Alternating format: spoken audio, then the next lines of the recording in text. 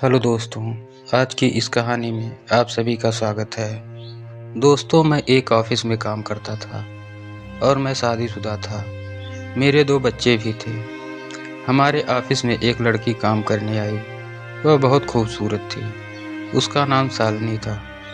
जब वह पहली बार ऑफिस आई तो ऑफिस में काम करने वाले मेरे सारे सहकर्मी बस उसको देखते ही रह गए। फिर जब से शालिनी की प्यार भरी नज़रें मुझ पर पड़ी थी, तब से मानो मैं तो जी उठा था।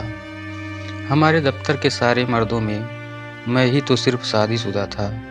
ऐसे में शालिनी पर मेरा जादू चलना किसी चमत्कार से कम नहीं था। पर अब जब यह चमत्कार हो गया था, तब से ऐसे में सभी को आ भरते देख मैं खुद पर नाज कर बैठता था।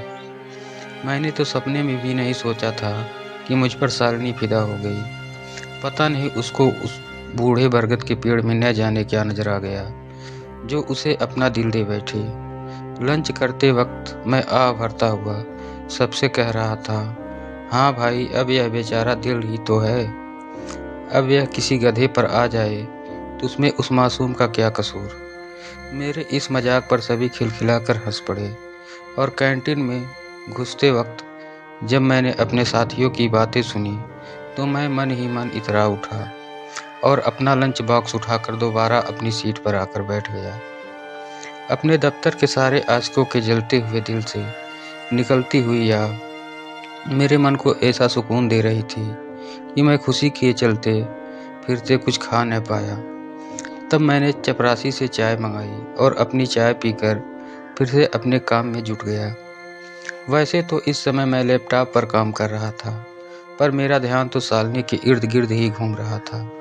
सलीके का पहनावा, तीखे नयन, नक्श सुलझे हुए बाल और उस पर मदमस्त चाल। सच में शालिनी एक ऐसा कंप्लीट पैकेज है जिसके लिए जितनी भी कीमत चुकाई जाए कम है। अब तो शालिनी के सामने मुझे अपनी पत्नी राधा की शख्सियत पौनी सी लगने लगी थी।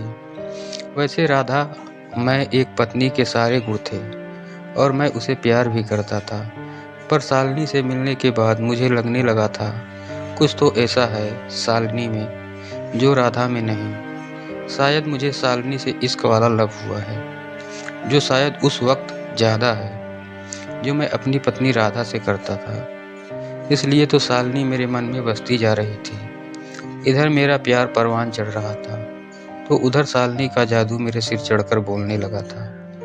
एक महंगे होटल में डिनर, महंगे उपहार पाकर शालिनी मुझ पर फिदा हो गई थी। जब भी मैं उसकी बड़ी बड़ी झील सी आंखों में अपने प्रति उमड़ती प्यार को देखता, तब मेरा दिल जोर जोर से धड़कने लगता था। अब तो सिर्फ इसी बात की इच्छा होती थी कि न जाने ऐसा वक्त कब आएगा जब शालिनी के प्यार भरे नज़रें मुझ पर मेहरबान हो जाएं और वह प्यार भरी बारिश में मेरा मन भीग जाए। बस इसी कल्पना की चाह में मैं फिर से जी उठा था। मुझे ऐसा लगता था मानो मैं उस मंजिल को पा गया हूँ जहाँ धरती और आसमान एक हो जाते हैं। पर अब राधा मेरे अंदर आए इस बदलाव की कैसे अछूती रह पाती। अब उसकी सांवलिया नज़रें मुझ पर उठने लगी थी, पर मैं चुप था क्योंकि मुझे अब सही मौके की तलाश थी। रात को सोते वक्त जब कभी राधा मेरे नज़दीक आने की कोशिश करती, तब मैं जानबूझकर उसको अनदेखा कर देता था और मैं मुंह फेर कर सो जाता था और वह आंसू बहाती रहती। मुझे उसका रोना अखरता था, पर मैं क्या करता। मैं अपने दिल के हाथों मजबूर था। बीतते समय के साथ साथ मेरी शालिनी की पाने की चाह बढ़ने लगी थी, क्योंकि शालिनी की बड़ी बड़ी आंखों में मेरे प्रति प्यार का सागर तेजी से हिलोरे लेने लगा था। अब मुझे लगने लगा था कि शायद सही वक्त आ गया है जब मुझे राधा से तलाक लेकर शालिनी को अपना बनाना होगा। तभी मेरी उस उमस भरी जिंदगी में खुशियों के फूल खिल पाएंगे। मैं अभी सही मौके की तलाश में था कि अचानक मेरी किस्मत मुझ पर कुछ ज़्यादा ही मेहरबान हो गई। राधा के चाचा की अचानक बीमार होने के चलते वह 1 हफ्ते के लिए लखनऊ आ गई। मुझे तो मानो दबा हुआ चिराग मिल गया। राधा मुझे बोली, सुनो, लखनऊ जा रही हूँ। और राधा अपना सामान पैक करते हुए फ़ोन पर मुझसे कह रही थी। मैंने कहा, तुम जल्दी निकलो, मेरी चिंता मत करो वरना तुम्हारी शाम वाली बस छूट जाएगी। अब मैं खुशी के मारे हड़बड़ा उठा कर मैंने आशा को बोल दिया है कि वह सुबह शाम आपका मनपसंद खाना बना दिया करेगी। राधा भी मेरे लिए परेशान थी। मैंने अपनी चालाकी दिखाते हुए कहा, राधा, मैं तो चाह रहा था कि मैं दफ्तर से जल्दी निकल कर तुम्हें बस स्टैंड पर छोड़ आऊं, पर क्या करूं, इतना ज़्यादा काम जो है। इतना कहकर राधा ने फ़ोन रख दिया और कहा कि नहीं जी, आप अपना काम करो, मैं चली जाऊंगी। राधा का इस तरह अचानक चले जाना मुझे एक अनजानी सी खुशी दे गया। मैं बावला सा कभी सोचता कि यहाँ दफ्तर में ही शालिनी को सब कुछ बताकर अपने घर ले जाऊं, पर फिर कुछ सोचने के बाद मुझे यही लगा कि मैं अपने घर पहुंचकर फ्रेश होने के बाद ही शालिनी से मिलने जाऊंगा। बस फिर क्या था, मैं तुरंत घर पहुंचा और अच्छी तरह तैयार होकर शालिनी के पास पहुंच गया। दरवाजे की घंटी बजने पर दरवाज़ा शालिनी ने नहीं बल्कि एक मोटी सी औरत ने खोला। उस औरत ने बेरुखी से कहा, मिस शालिनी, वह ऊपर रहती हैं। और फिर मैं ऊपर चढ़ गया। जब मैं शालिनी के कमरे में पहुंचा तब मैंने देखा कि वह किसी गाने पर थिरक रही थी। कमरे में चारों तरफ कपड़े बिखरे पड़े थे और जूठे बर्तन यहाँ वहाँ लुढ़के पड़े थे। वह मुझे अचानक सामने देखकर हड़बड़ा गई और शालिनी यहाँ वहाँ पड़ा सामान समेटने लगी। फिर उसने सामने पड़ी कुर्सी पर पड़ी धूल साफ की और मुझे बैठने का इशारा किया।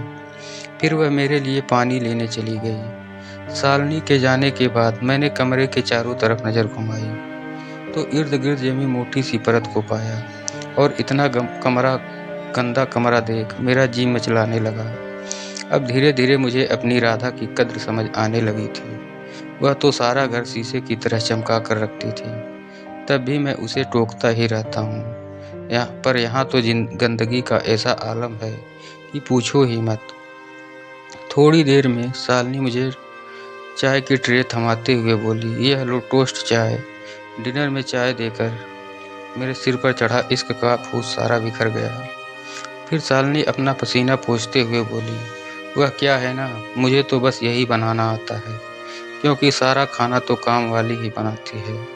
तो मैं समझ गया कि अब तक मैं जो कुछ भी शालिनी के लिए महसूस कर रहा था वह सिर्फ एक छलावा था। मेरा उखड़ा मुंह देखकर तुरंत शालिनी ने अपना अगला पासा फेंका। वह तुरंत मेरे पास आई और मेरे साथ मस्त वाला क्रिकेट खेलने की तैयारी करने लगी। सच बताऊं तो मैं भी घर से उसके साथ मस्त वाला क्रिकेट खेलने के लिए ही आया था, लेकिन वहाँ के हालात देखकर और उसकी चाल देखकर मेरा सारा इश्क का भूत उतर गया। लेकिन शालिनी के साथ क्रिकेट खेलने की इच्छा ने मुझे अंधा कर दिया था। मैं फिर भी उसके साथ मस्त वाला क्रिकेट का खेल खेलना चाहता था। उसके बाद तो आप समझ ही सकते हैं, हमारे बीच क्रिकेट का मस्त वाला मैच हुआ। काफ़ी देर बाद जब हम थक गए तो आराम करने लगे। फिर शालिनी मुझसे बोली, तुम अपनी पत्नी को तलाक दे दो और मेरे नाम अपना फ्लैट कर दो, फिर देखो मैं तुम्हें कैसे जन्नत का मज़ा दिलाती हूँ। उसके मुंह से ऐसी बातें सुनकर मेरा तो सर ही घूम गया। फिर मैंने उससे कहा कि प्यार बिना शर्त के होता है शालिनी। मैं उस समय सिर्फ इतना ही कह पाया।